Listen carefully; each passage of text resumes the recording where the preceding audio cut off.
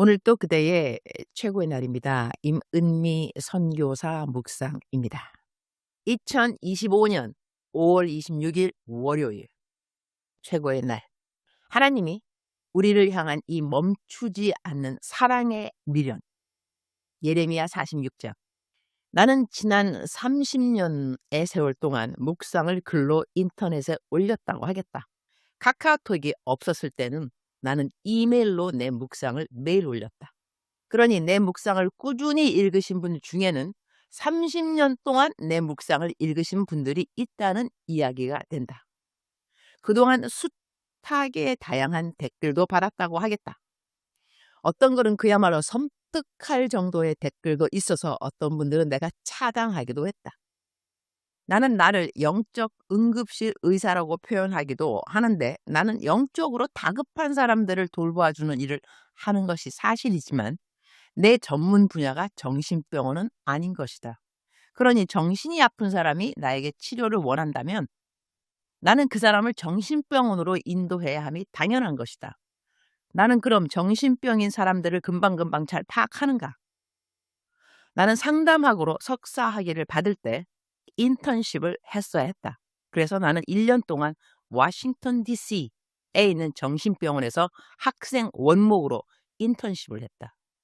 내가 병원에 가서 했어야 했던 일들은 정신병원에 와 있는 환자들의 영적 상태를 점검하고 그리고 그 보고서를 그 담당 의사에게 그리고 병원 원목에게 건네주는 일이었다. 그러니 나는 정신병원 환자들하고 1년의 세월 동안 그들의 영적 상태를 돌보는 일을 했다는 이야기가 된다. 참 놀라웠던 것은 정신병원에 기독교인들이 무척 많이 있다는 것이다. 내가 본 환자들 중 아마 60%는 기독교인들이 아니었는가 한다. 나는 기독교인들이면 정신병 안 걸리는 줄 알았다. 귀신은 들려도 정신병은 없는 줄 알았는데 귀신이 들리는 걸 하고 또 다른 카테고리를 그때 알았다고나 할까? 겨우 인턴십 1년에 내가 정신병 환자들을 알면 얼마나 잘 알겠는가. 나는 기독 상담가이다. 그리고 목사이고 선교사이다. 내가 경험하는 사람들은 그러니 정신병 환자들은 많이 없다고 하겠다.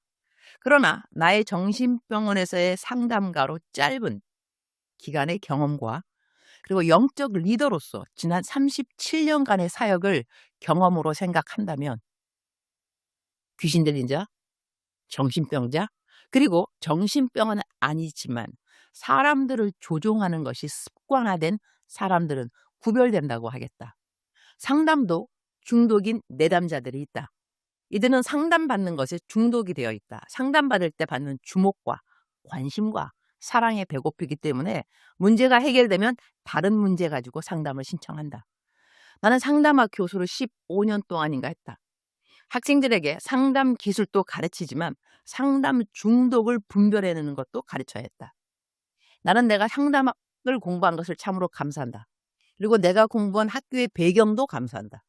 나는 상담학을 처음 웨스트민스터에서 시작했다. 이 학교는 그 당시 한국의 장로교단에 많은 목회자들이 유학을 온 아주 보수적인 신학대학원이었다.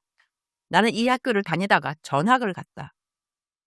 내가 목사 안수 받고 싶은 교단이 장로교가 아니라 그 당시 감리교였기 때문에 웨스트민스터 졸업하면 감리교에서 목사 안수를 못 받기 때문에 전학을 간 것이다. 내가 전학 간 학교는 이스턴 배프티스트 신학대학원이었는데 이 학교의 자랑은 지식을 넓고 다양하게 가져야 한다였기에 학교 안에서 각 다른 교파들의 신학을 가르쳐 주는 곳이었다. 그러니 그 학교는 보수, 자유, 성령파 이런 것 다 가르치는 곳이었다. 그래서 나는 그 학교에서 자유신학이 무엇인가 배우기도 했다. 내가 졸업하는 날 나는 학과 대표로 졸업생 인사말을 하는 자리에 서게 되었었다. 그때 저는 이전에는 웨스트민스터라는 보수 신앙의 학교를 다녔습니다. 그리고 이 학교를 전학 와서 넓은 지식의 필요를 강조하는 여러 지식을 접하는 기회를 가질 수 있어서 참 감사했습니다.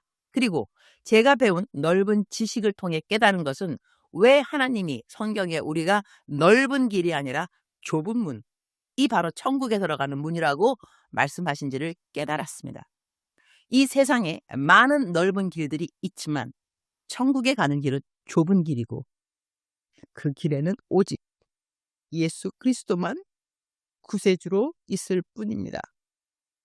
갑자기 울컥하네요. 30년이 지난 일이니 정확하게 기억은 못하겠다. 내가 그런 말을 하고 강단에서 내려오자 나를 가르쳤던 어느 교수님이 나에게 와서 너는 지금까지 그런 생각을 가지고 이 학교에서 공부를 했냐고 물어왔고 나는 당당하게 그렇다고 말했다.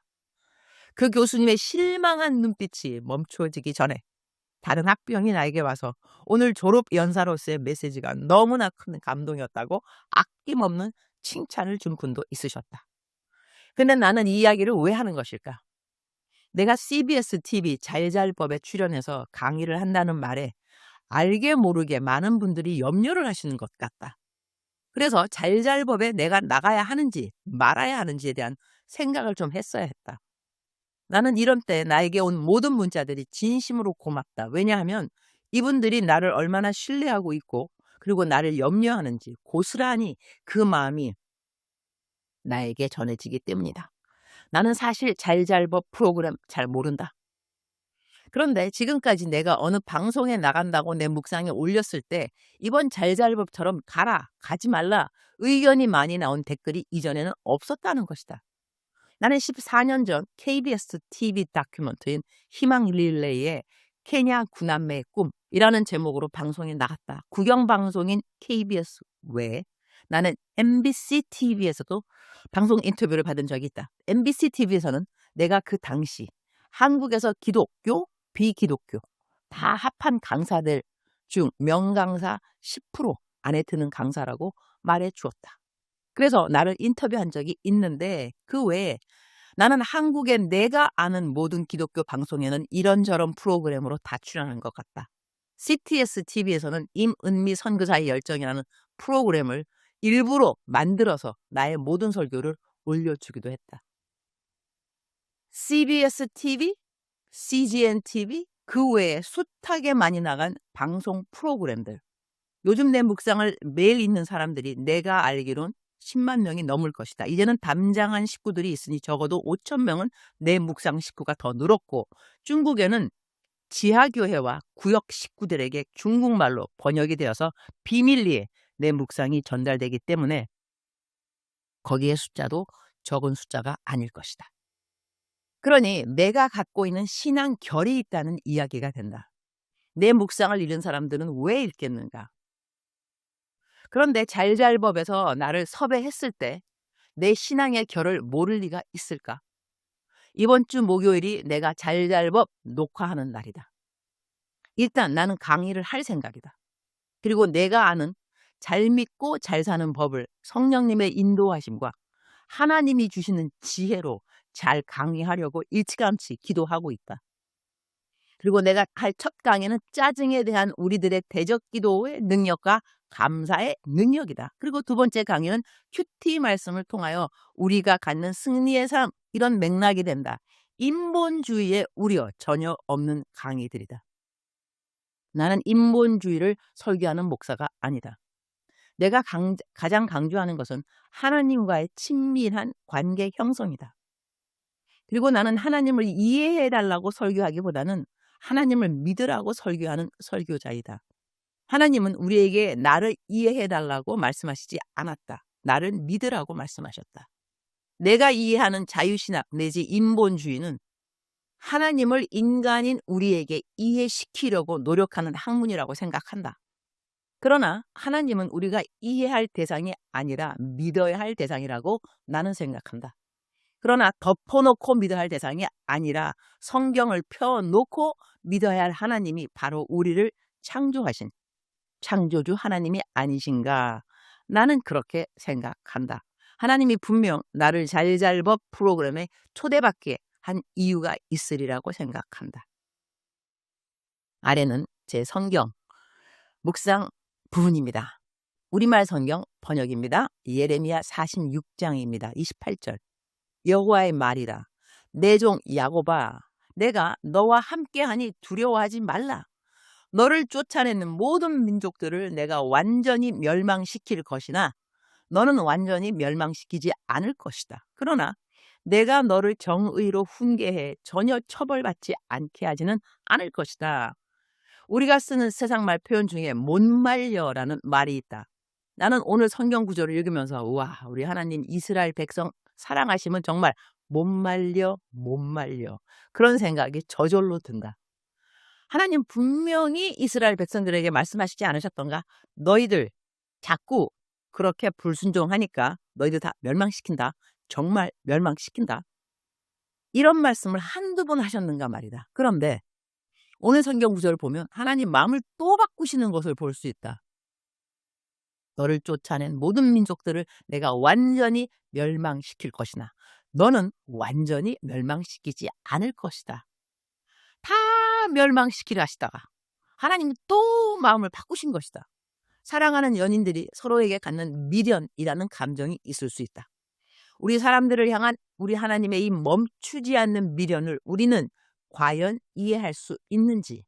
주님, 오늘 또 최고의 날입니다. 우리 하나님은 어쩌시려고 이렇게도 저희들 사랑하심에 멈추심이 없으신 것일까요? 저는 성경 말씀 읽으면서 와, 이 백성들 정말 지긋지긋하다. 지긋지긋. 완전 다 쓸어버리지 않고서는 이럴 때가 많습니다. 그런데 어쩌면 하나님은 이렇게도 멸망시키고자 하는 마음을 바꾸시고 또 바꾸시는 것일까요? 우리 사람들은 이 사랑을 정말 이해할 수 있을까? 그런 생각이 저절로 들어요, 주님.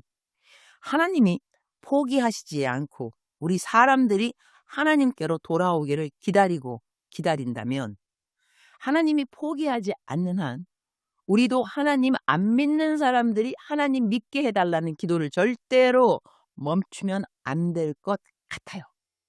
하나님의 포기함이 없으시다면 저도 그 누구를 위한 기도를 할지라도 영혼 구원을 위한 기도를 멈추지 않기를 기도드립니다. 주님 사랑합니다. 주님 감사합니다. 오늘 또 우리 주님 저를 보시면서 기쁨을 넘어서 감동이 되시면 참 좋겠습니다. 암송 구절 아가서 8장 6절 우리말 성경 번역입니다. 너는 나를 도장같이 내 마음에 품고 도장같이 내 팔에 두라. 사랑은 죽음처럼 강하고 질투는 수월처럼 잔인하며 그것의 불길은 불길 중에 불길이요 여호와의 불길이다. 사랑하는 그대여 출석 부르고 있습니다. 대답하셔야죠. 오늘은 출석을 다시 한번 부르겠습니다. 사랑하는 그대여 출석 부르고 있습니다. 대답하셔야죠. 오늘은 내가 꼭 출석을 부른다기보다는 우리 하나님께서 그대의 이름을 2번 부르시는 것 같습니다. 대답하시기를 그리고 순종하시기를. 사랑하는 그대여 사랑합니다. 사랑하는 그대여 축복합니다. 오늘 또 그대의 최고의 날입니다.